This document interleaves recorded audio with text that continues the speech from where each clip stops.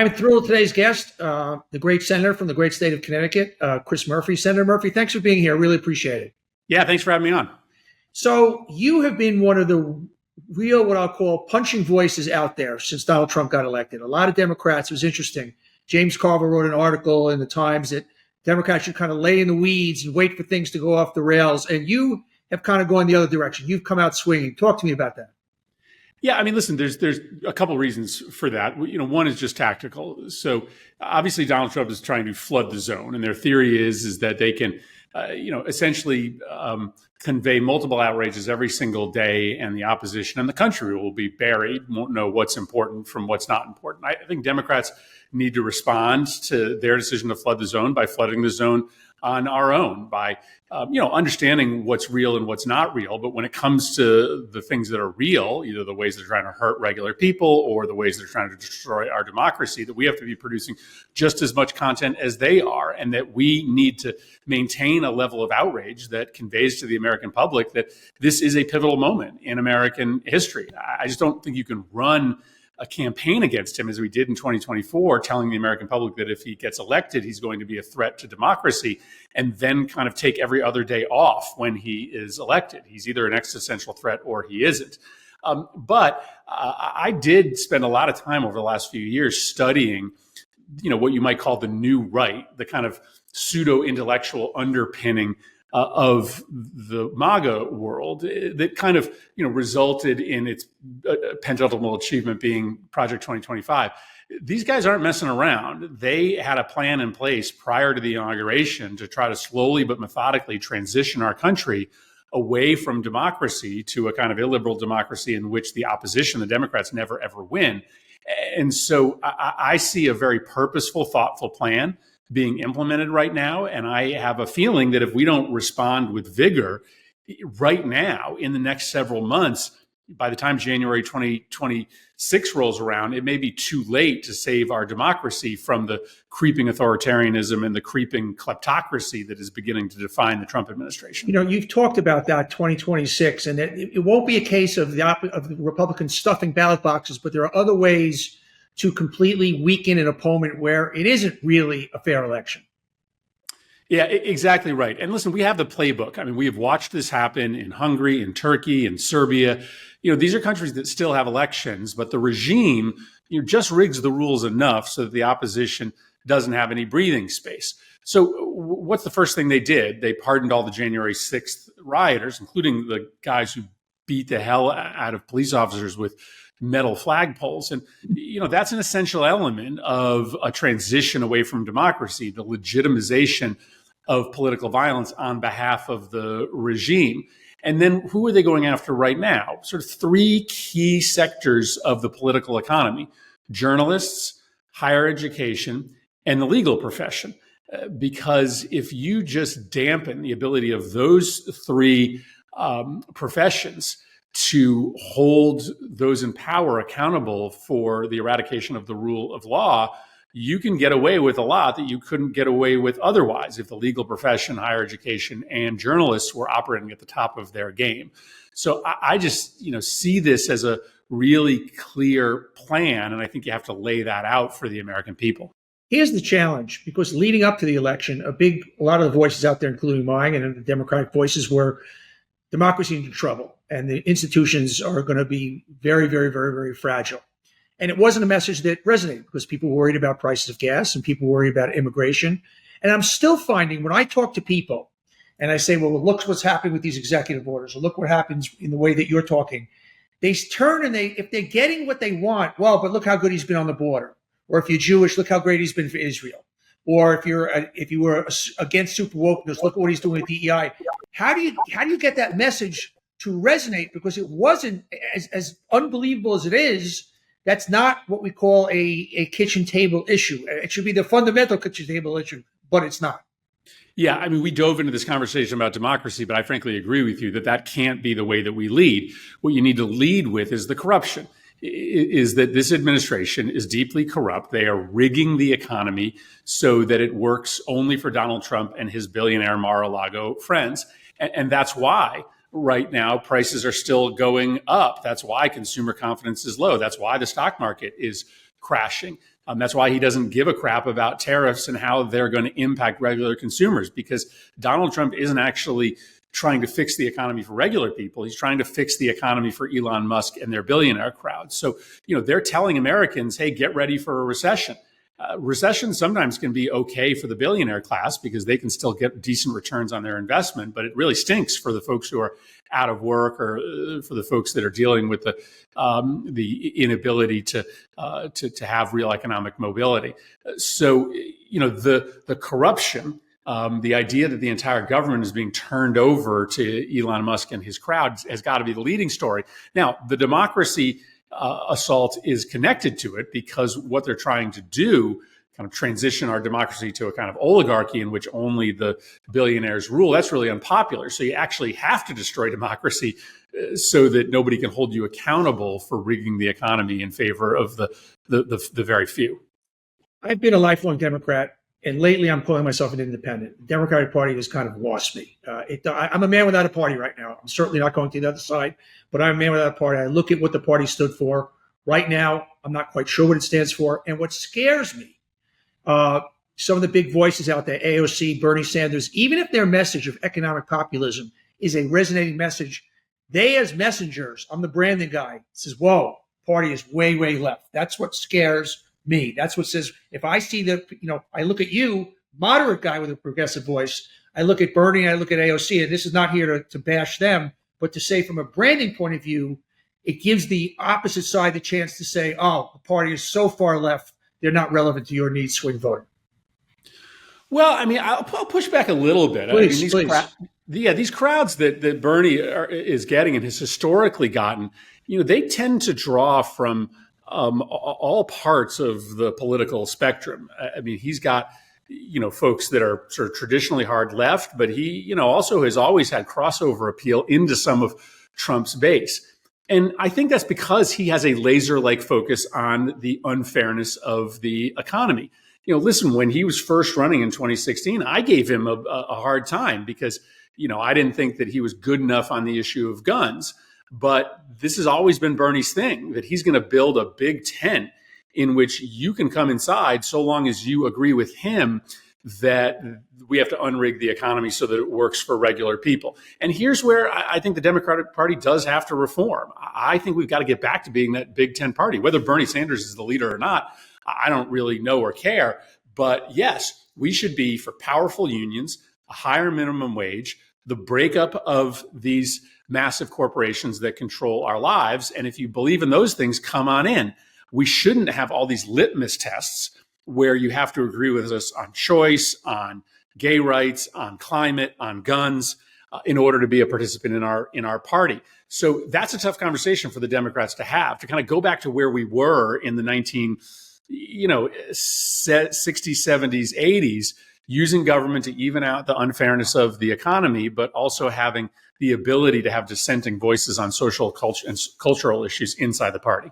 Let's get to some topical news. Obviously, Signalgate, it's still second week strong. The Republicans could have made it a one-day story by saying, oops, we made a mistake, shit happens. They didn't. Explain to me how you see this playing out. Well, I mean, first of all, it's a national security nightmare because the way in which they refuse to apologize for it, the way in which they basically have told the country and our allies that they're going to continue to operate in this super cavalier manner about classified information, it means that our allies are not going to share information with us. Now, that was already happening because they didn't trust people like Tulsi Gabbard and Pete Hegseth to begin with, but now they really don't trust the U.S. national security leaders. And that's going to really hurt our ability to protect ourselves if our allies stop sharing information that they have about threats to the United States. I guess, Donnie, what bothers me the most about this whole episode is not necessarily the fact that Jeff Goldberg found his way onto that signal chain. It's the way in which they brazenly lied to the country. I mean, listen, I get it. Donald Trump tells a whole bunch of lies every day.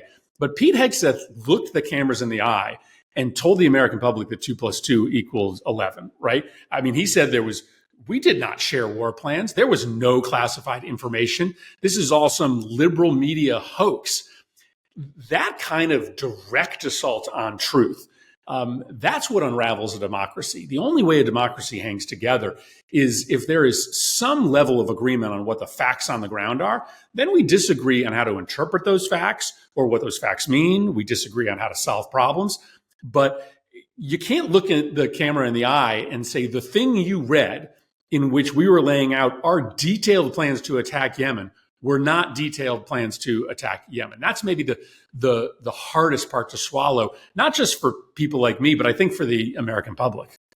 You know, the news, we in the media are guilty of reacting to every single thing that Trump says, because you kind of have to. Now, here's an example. Yesterday, he comes out talking to Kirsten Welker and says on Meet the Press, it says, third term sounds pretty good to me, and there are ways to do it, and I'm not joking. And on the one hand, you want to kind of jump all over that. On the other hand, the more you do it, you're feeding into it and making it, I don't want to say normalizing it, but making it a real possibility. So what's the correct response when Trump says something like that? I think this is the challenge, right? To understand, what's real and what's not. That's not real.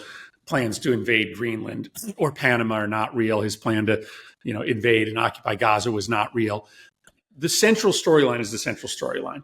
The handover of our government to the billionaire class, the mass scale corruption that's playing out inside the White House, from Elon Musk having access to your data to the Trump crypto coin, and the destruction of democracy to try to destroy accountability so that he can get away with the seizure of our government for his billionaire friends.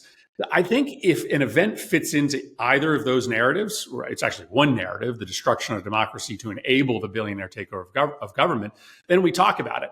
But if it doesn't fit either of those narratives, it's probably an attempt by him to distract us from that truth, the growing oligarchy and kleptocracy and the destruction of our democracy. So that's generally how I think about what to pay attention to and what not to pay attention to. I'm on TV, and so that news bulletin comes on. I'm going to ask your advice as a politician through the media. How do you respond when there's something like that? Do you Well, on a week like this, I wouldn't. I hesitate to give advice to you or anybody else, but I guess this week I'm not responding to it because there is a much more relevant story to the American people that many Americans don't know about. Literally, we are about to vote on a bill to cut the Medicaid program by $1 trillion in order to finance $1 trillion tax cut for the very, very wealthy. Now, people don't know if they're on Medicaid or not because it's called something different in every state. In Wisconsin, it's Badger Care. In Connecticut, it's Husky. But there's 24% of American families on Medicaid today. Almost all of them are working Americans. If we cut Medicaid by $1 trillion, and for what? To finance a tax cut for the wealthy that don't need it, you are going to have millions of Americans overnight lose their health insurance. You're going to have hospitals and drug treatment centers all across the country by the hundreds close. It's going to be a healthcare cataclysm. And I guess on a week like this week, when that bill is literally being voted on in the United States Senate, I would kind of say block out all the noise because it's definitely an attempt by him to try to get you off the central storyline, which is a deeply unpopular piece of legislation. If you're watching a lot of the town hall meetings with Republicans, they're getting booed, they're getting hissed at for a host of reasons. One thing that I've noticed interesting, Trump's approval rating for him is still relatively high, in the high 40s. I think yesterday, one of the polls had him at 50. When do these absorbent prices, because inflation is not going in the right direction, what do you think the American people's appetite are, tolerance, elasticity is when it comes to these prices? Yeah, I've seen different interpretations of the numbers. His approval ratings have come down at about the same rate that they did in 2017. He's always going to have a pretty reliable base, 42, probably higher than a Democratic president, given the cult-like nature of his coalition that'll rest somewhere in the low 40s. But I think his approval ratings will continue to decrease. And I think you'll continue to see things happen like you saw in the state Senate district in Pennsylvania. When voters have the chance to go to the polls, they're going to be voting out Republicans because they just don't believe that the president can handle the economy. That's what's interesting right now, is that the specific approval ratings on his ability to handle the economy are way lower than ever before in Trump's presidency. He's upside down for the first time. He's always so on the that's right really side. the thing that probably is most relevant to how people feel about Republican and Democratic candidates, and that's the one. If I were him or if I was the White House, I'd be most worried about. This is going to be an interesting week. There's a couple of special elections, and there's Wisconsin, which is huge, has huge implications going forward with the Supreme Court. Talk to us about that, and talk to people how important that Wisconsin election is. Yeah, I mean, this Wisconsin election is important for a couple of reasons. One, it's just important for Wisconsin because it determines who controls the Supreme Court and determines whether or not they have, for instance, non-political districts being created so that, when folks want to come out and support Democrats, they actually elect Democrats. But it's also important because Elon Musk is trying to buy the election. He's gone in and he's basically said, I'm going to give you $20 if you just, hold up some paraphernalia for the Republican candidate. And, that sounds like a really dystopian world to live in which there is kind of transparent attempts by one party or the other's billionaires to buy people's votes. I don't want to live in that world. I know that money has always existed in politics, but it's never existed on the surface of politics like is happening in Wisconsin, where Elon Musk is literally just handing you checks for voting for his preferred candidate, and a win by Susan Crawford, the Democrat, is probably good for the people of Wisconsin no matter what, but it's also probably good for our politics because it might be a signal that we don't really want to live in a world where our votes are transparently bought. I've been very outspoken on behalf of Israel against anti-Semitism, and you were one of 18 senators that voted for limiting ammunition and arms to Israel in their fight against Hamas. As a Jewish voter, as a staunch supporter of Israel, I have a big issue with that. Talk to me about that. Yeah, I've also been a very vocal opponent of anti-Semitism. I've supported all sorts of legislative initiatives to crack down on it. I'm also a very strong supporter of the U.S. Israel alliance and the preservation of a Jewish state in the Middle East. My assessment is just that the way in which Israel is conducting this war is ultimately going to make America and Israel less safe in the long run. How is that? Well, when we were running our operations in Iraq and in Afghanistan, we were having conventional short-term military success in pushing out the Taliban and destroying Saddam Hussein's regime, but we were far too permissive about civilian casualties and the impact on civilians, thus that we ended up fueling the rebirth of the Taliban and the creation of ISIS, insurgencies that we are still living with today. So the numbers that I have seen suggest that there are, frankly, more Hamas fighters today than there were when this operation started, and that when the dust settles, Israel and the United States may have more enemies, not less. So, I just have wanted Israel to be more precise in its military targeting, to move more humanitarian assistance into Gaza. I want them to be able to defend themselves, but I want them to learn from the mistakes that we made in Iraq and Afghanistan. There's a difference here. There's even a difference between the Nazis in that they use civilians as targets. So, and also the civilian numbers, you have to doubt a lot of them. They're coming from the Palestinian Authority. We don't even know. And it's very hard lately to disseminate between civilians and terrorists. We know the stories. So what's the answer then? What's the answer to fighting this evil if you're going to pull back the strings a bit? Well, at the very least, you have to be serious about moving humanitarian relief in.